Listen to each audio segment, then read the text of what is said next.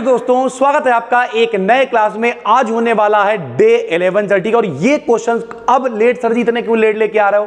क्योंकि आपके पेपर पड़ोस में है, पहली बात। दूसरी बात, जिन यूनिवर्सिटीज के पेपर होते जा रहे हैं वो बच्चे हमें पेपर भेजते जा रहे हैं। तो जिन लोगों का पेपर मेरे भाई हो गया है, हम फिर एक बार कहेंगे, आप 8604507939 इस पे अपना पेपर व्हाट्सएप कर दीजिए अगर आपका पेपर हो गया है।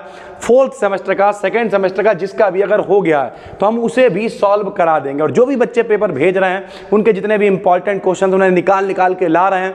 एक अच्छी बात यह, आज ये डे 11 है, 11 तक की हमने सारी पीडीएफ जोड़ दी हैं और वो आपको पूरी एक पीडीएफ दी जा रही है, उसे आराम से देखिए। अगर आप चैनल पर देख रहे हैं सर तो BDKDN टेलीग्राम पे सर्च कर लीजिए, वहां पर इस वीडियो के पब्लिक होते ही पीडीएफ भी शेयर कर दी जाएगी। आराम से डे 11 तक के जितने इंपॉर्टेंट विकल्प हैं आपको मिल जाएंगे। और इसी तरीके से जो लोग और पेपर भेजेंगे वो भी हम आपके लिए इंपॉर्टेंट क्वेश्चंस लेके आते रहेंगे। चलिए सर शुरू करते हैं।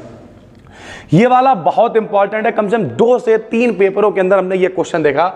How many bands are observed in the IR spectrum of CO2 molecule. IR का मतलब होता है इंफ्रारेड स्पेक्ट्रोस्कोपी, ठीक है। स्पेक्ट्रोस्कोपी कई तरीके की हो जाएगी। अगर मोटा मोटा हम लोग बात करें तो स्पेक्ट्रोस्कोपी ही तो आपका मेन सिलेबस है सर, ठीक है। 4th सेमेस्टर में IR स्पेक्ट्रोस्कोपी हो गया, ठीक, रमन स्पेक्ट्रोस्कोपी हो गया, NMR स्पेक्ट्रोस्कोपी हो गया, ये सारी चीजें हैं सर, ठीक है। मास स्पेक्ट्रोस्कोपी हो गया।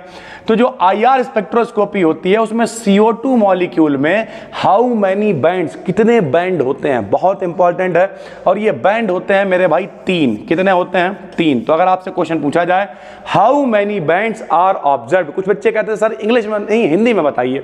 भाई हिंदी में बता तो रहे, आप सुनना ही नहीं चाहते हो यार। आप चाहते हो हिंदी में लिखी हुई कहीं पीडीएफ मिल जाए, पढ़ के चले जाएं। एक बार वीडियो भगा भगा के देख लो, 10-15 मिनट की अगर टाइम नहीं है, आप बिजी हो सर, ठीक है, अपॉइंटमेंट्स वगैरह होंगे, भगा भगा के देख लो, 6-7 मिनट आपके लगेंगे। उसके बाद पीडीएफ देख लो, समझ में आ जाएगा, बात खत्म हो गई। तो how many bands are observed, कितने बैंड मेरे भाई CO2 मॉलिक्यूल में? 3 बैंड पाए जाते हैं सर, ठीक है।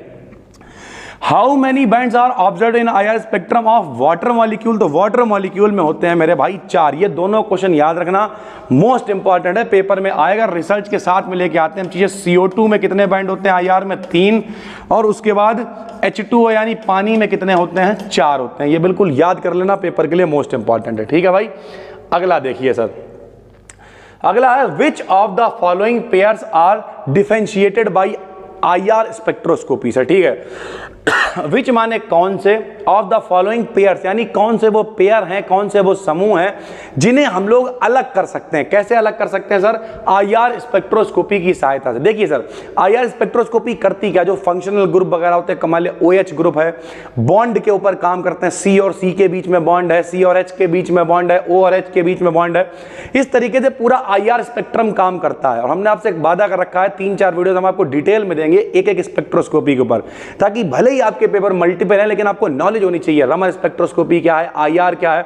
और हो सकता है कल ही आपको IR स्पेक्ट्रोस्कोपी के ऊपर एक वीडियो मिल जाए, क्योंकि कुछ बच्चे जो है बहुत कमेंट कर रहे हैं कि सर हमारा डिस्क्रिप्टिव पेपर है, कुछ हमारे लिए कंटेंट अच्छा सा बना दीजिए। IR वाला कमेंट बहुत था, इस वजह से उस पर हम एक वीडियो बना रहे हैं सर, ठीक, हो सकता है कल आपको मिल जाए। तो ये दोनों पेयर थे। कौन कौन से पेयर थे सर?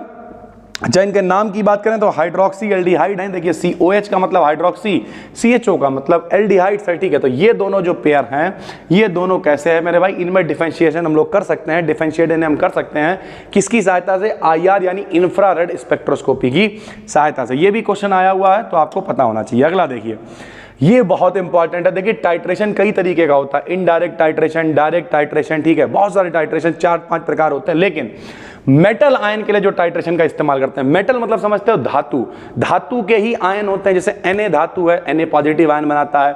Ag धातु है, Ag पॉजिटिव आयन बनाता है यानी चांदी। सोना धातु है, Au पॉजिटिव आयन बनाता है। मरकरी धातु है, Hg double positive, Hd positive ion बनाता है। आयरन धातु है, Fe पॉजिटिव या Fe डबल पॉजिटिव आयन बनाता है। यानी ओवरऑल बात करें तो जितने भी मेटल आयन होते हैं, for metal ion that do not have good indicator, जो अच्छा सूचक का काम नहीं करते हैं, EDTA titration used is. EDTA का मतलब होता है ethylene di amine tetra acetic अम्ल। ये जो टाइट्रेशन होता है, एक तरीके से ये जो प्रयोग किया जाता है वो इनडायरेक्ट टाइट्रेशन होता है। कैसा होता है मेरे भाई? इनडायरेक्ट टाइट्रेशन, ठीक है। किसके लिए? मेटल आयन जब भी कभी आएगा तो इनडायरेक्ट लगाएंगे। EDTA देख के मत बौरा जाना कि EDTA आ गया तो बस इनडायरेक्ट लगा दो, नहीं। अगर EDTA टाइट्रेशन आ रहा और साथ में मेटल आयन लिखा हुआ तब आंसर होगा इनडायरेक्ट टाइट्रेशन, ठीक है भाई। आयोडीमेट्री यूजेस, जो आयोडीमेट्री होती है उसका इस्तेमाल क्यों करते हैं मेरे भाई? तो स्पेक्ट्रोमेट्री का यूज क्यों करते हैं? स्पेक्ट्रोस्कोपी के बारे में पता करने के लिए। वैसे आयोडोमेट्री का यूज करते हैं आयोडीन इन नियरली न्यूट्रल मीडियम, यानी जो आयोडीन है वो कितने उदासीन माध्यम में उपस्थित है, कितने करीब है, उसे पता करने के लिए, आयोडीन का पता करने के लिए आयोडीमेट्री का प्रयोग करते हैं सर, ठीक है। इन ग्रेविमेट्रिक एनालिसिस, जिसे हम लोग हिंदी में गुणात्मक विश्लेषण कहते थे, pH is maintained during, pH मान तो आप समझते होंगे, पीएच का मतलब जिसका पीएच मान 7 से कम होता है वो क्या होता है बताओ? पीएच मान जिसका 7 से कम होता है अम्लीय एसिडिक होता है, जिसका 7 से ज्यादा होता है क्षारीय बेसिक होता है, जिसका 7 होता है वो क्या होता है? उदासीन यानी न्यूट्रल होता है। तो पीएच को कैसे मेंटेन करते हैं? गुणात्मक विश्लेषण में या ग्रेविमेट्रिक एनालिसिस में, तो प्रिपरेशन ऑफ सॉल्यूशन, जब विलयन बन रहा होता है उसी समय ये मेंटेन हो जाता है सर, ठीक है। Solvent extraction is based on which law? जो सॉल्वेंट एक्सट्रैक्शन, एक्सट्रैक्शन मतलब निकालना, सॉल्वेंट मतलब विलायक, विलायक निष्कर्षण कह सकते हो, ये किस नियम से संबंधित है? तो ये नसल्ट के डिस्ट्रीब्यूशन लॉ, नसल्ट का वितरण नियम होता है। क्या वितरण नियम होता है? अगर दो विलायक हैं तो उनका जो अनुपात है सांद्रता का, जो दोनों में घुल रहा है, सांद्रताओं का अनुपात एक नियतांक होता है C1/C2 बराबर K सर, ठीक है। मान लिया कोई पदार्थ है वो इस विलायक में घुल रहा है, इस विलायक में घुल रहा है, तो दोनों में जो सांद्रताओं का अनुपात होगा वो नियत होगा। ये नसल्ट का वितरण नियम या नसल्ट डिस्ट्रीब्यूशन लॉ होता है, और ये सॉल्वेंट एक्सट्रैक्शन जो है इसी पर आधारित होता है सर, ठीक है। Which of the following is not membrane separation technique? Membrane का मतलब होता है झिल्ली, सरल भाषा में बता दें, आपने बहुत सारे पढ़ रखे होंगे सर, ठीक है। जैसे ऑस्मोटिक प्रेशर होता है, उसमें भी झिल्ली का प्रयोग करते हैं। अर्धपारगम्य झिल्ली बोला करते हैं, इंटर में सुन रखा है ना, सेमी परमेबल मेम्ब्रेन, अर्धपारगम्य झिल्ली। तो मेम्ब्रेन का प्रयोग नहीं करते हैं सॉल्वेंट एक्सट्रैक्शन के समय, क्योंकि इसमें क्या हम लोग इस्तेमाल करते हैं? नसल्ट डिस्ट्रीब्यूशन लॉ, और उसमें सांद्रता से मतलब है, झिल्ली से कोई भी मतलब नहीं है सर, ठीक है। Which technique is also known as colour writing? Colour writing के नाम से कौन सी टेक्निक? ये जो हमने पीछे प्रैक्टिस करा रखी है उसमें भी दे रखा था, बहुत इंपॉर्टेंट है। आप देखिए डे 10 तक अगर आपने सारे देख रखे हैं तो इनमें से कई क्वेश्चंस आपको मालूम होंगे सर, ठीक है। तो कलर राइटिंग टेक्निक कौन सी होती है? क्रोमेटोग्राफी। कौन सी होती है? क्रोमेटोग्राफी सर, ठीक है। अगला देखिए, ion exchange chromatography is based on which principle? यानी जो आयन एक्सचेंज, आयन विनिमय विधि कहते थे, एक आयन दूसरे आयन से आपस में, जैसे पुराने जमाने में क्या कहते थे? वस्तु विनिमय, गैया दे आए गधा ले आए। आज भी गांव वगैरह में वस्तु विनिमय होता है, गेहूं दे आओ आइसक्रीम ले आओ, ऐसे करके होता है। तो आयन एक्सचेंज क्रोमेटोग्राफी, जब आयन विनिमय होता है, is based on which principle? किस प्रिंसिपल आधारित होता है? तो इलेक्ट्रोस्टैटिक इंटरैक्शन पर यह आधारित होता है, इलेक्ट्रोस्टैटिक इंटरैक्शन पर यह आधारित होता है सर, ठीक है। इलेक्ट्रोस्टैटिक समझते हो? विद्युत इंटरेक्शन मतलब जैसे हमारा आपका इंटरेक्शन हो रहा है इस वीडियो के जरिए, हमारा तो दोस्त हो गया ये कैमरा, सही बताएं इस समय कोई नहीं है यहाँ, बाहर मौसम बहुत अच्छा है सर, ठीक है, लेकिन अंदर थोड़ा सा गर्मी तो रहती है, जब सारी चीज़ें बंद रहती हैं, इतनी सारी लाइटें चल रही होती हैं, लेकिन ओवरऑल दोस्ती हो गई है इस कैमरे से, इतना प्यार हो गया है इस कैमरे से, क्या ही बताएं सर, ठीक है। हालांकि चलते रहें, ज़्यादा मत भावनाओं में नहीं बहना। Control Uday control. अगला, which of the following is used as carrier gas in gas chromatography? जो गैस क्रोमेटोग्राफी होती है उसमें किसे हम लोग एज ए कैरियर की तरह यूज करते हैं? कैरियर मतलब ले जाने वाला होता है, गैसेस को जो लेके जाएगा सर, ठीक है, उसे कैरियर कहते हैं। एक चीज़ याद रखना, हम खुद ही पहले समझते थे कैरियर का मतलब भविष्य, हमने कई बार बताया ट्रकों के ऊपर लिखा होता था गुड्स कैरियर, हम समझते थे गुड्स मतलब अच्छा, कैरियर माने भविष्य, अच्छा भविष्य, नहीं सर, गुड्स मतलब होता सामान, कैरियर मतलब ले जाने वाला, सामान ढोने वाला है, इसलिए उसे गुड्स कैरियर कहते हैं सर, ठीक है। तो ये हम लोग भी बचपन में समझते थे, लेकिन आगे चल के पता लगा उसे कैरियर नहीं, उसे करियर बोलते हैं, जिसके लिए आप कहते हैं अपना भविष्य कैसे सेट करेंगे, अपना करियर कैसे सेट करेंगे, उसे करियर बोलते हैं, और ये कैरियर मतलब ले जाने वाला सर, ठीक है।